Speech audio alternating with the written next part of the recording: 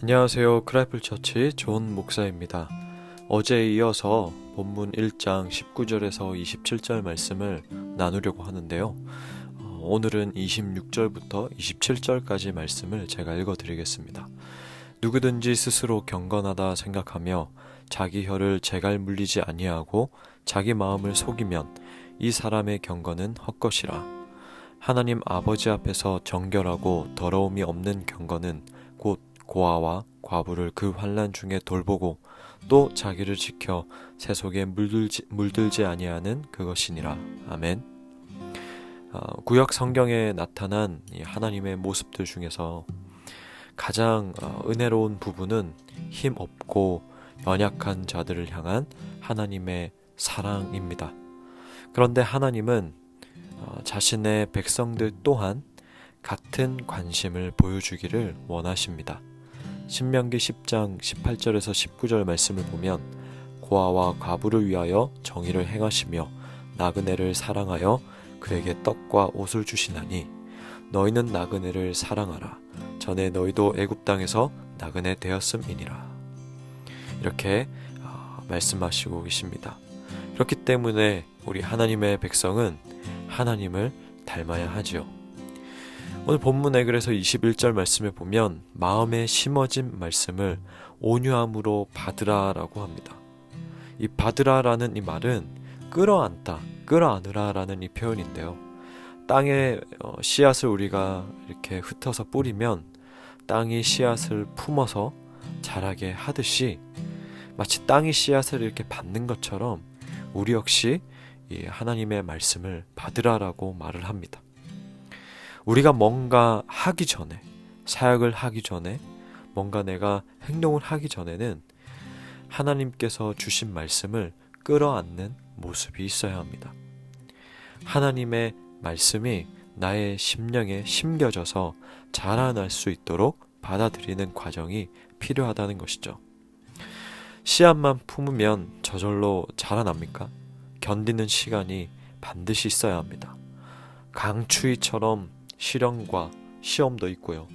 비를 맞고 바람을 견디고 뜨거운 햇빛도 받아내고 그렇게 말씀을 끌어안은 채 시간을 온전히 보내야 하지요.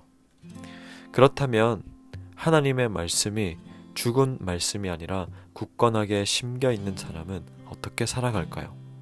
어제는 말하는 것과 듣는 것에 대해서 말씀을 드렸습니다.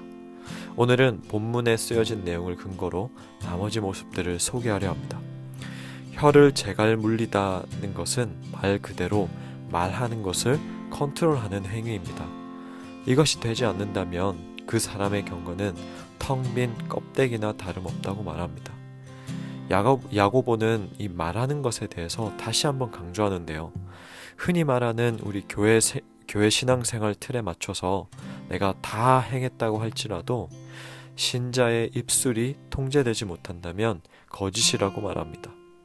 하지 말아야 할 말을 통해서 사람을 죽이기도 하고 정말 따뜻하고 힘을 주는 말이 아니라 그 말 한마디로 인하여서 서로 성내어서 분을 내게 하는 말을 통해 깨지기도 하고 진리가 아닌 거짓을 말함으로써 하나님을 가리게 되는 신앙생활은 자신도 속이고 다른 사람도 속이는 믿음입니다. 신자의 마음에 하나님의 말씀이 심겨 있고 그 원리대로 움직인다면 그분의 말씀을 따라 가야 하는 것이죠. 그리고 야고보는 한 가지 더 언급합니다. 서론에서 말씀드렸듯 하나님의 사랑입니다. 고아와 과부와 나그네를 돌보시는 하나님. 이 하나님의 관심사에서 고아와 과부는 단 한 번도 빠진 적이 없었습니다. 예수님께서도 하나님의 사랑과 함께 이웃 사랑에 대해서 가르쳐 주셨지요. 이 부분에 대해서는 제가 더 언급하지 않아도 우리는 충분히 넘치도록 듣고 알고 있는 부분입니다. 더 이상 듣고 아는 것에서 그치는 것이 아니라 이제 심겨진 그 말씀의 원리에 따라서 사랑을 실천하는 것이 더욱더 중요하겠죠. 마지막으로 야고보는 하나님의 말씀이 심겨 살아 움직이는 삶은 세속에 물들지 않는 모습이라고 말합니다. 크라이플에서는 제가 너무나 자주 언급했기 때문에 이제 그만이라고 할 수 있는데 원래 중요한 부분일수록 반복하는 것입니다. 그리고 계속해서 반복을 한다라는 것은 내가 그 부분이 약점이고 약한 부분일 수도 있습니다. 세상으로부터 물들지 않는 것은 애초에 분리되어서 살아가는 것이 아닙니다. 누구나 처음부터 분리되어서 살아가는 것은 잘 할 수 있습니다. 교회 안에서만 살아가는 것, 그리고 산으로 가서 어떤 신앙 공동체만 모여서 살아가는 것, 뭐 기타 등등 여러 가지 이런 어떤 환경적으로 분리되어서 살아가는 것은 누구나 할 수 있습니다. 그러나 정치, 금융, 1번지 여의도에서도 강남 테헤란로에서도 물들지 않고 경건을 지켜낼 수 있습니다. 이것이 하나님께서 원하시는 참된 거룩의 모습이고 하나님께서 말씀하시는 세속에 물들지 않는 분리가 아닌 구별된 신앙입니다. 여러분, 야고보서 1장을 다시 한번 천천히 들여다보면 어떨까요?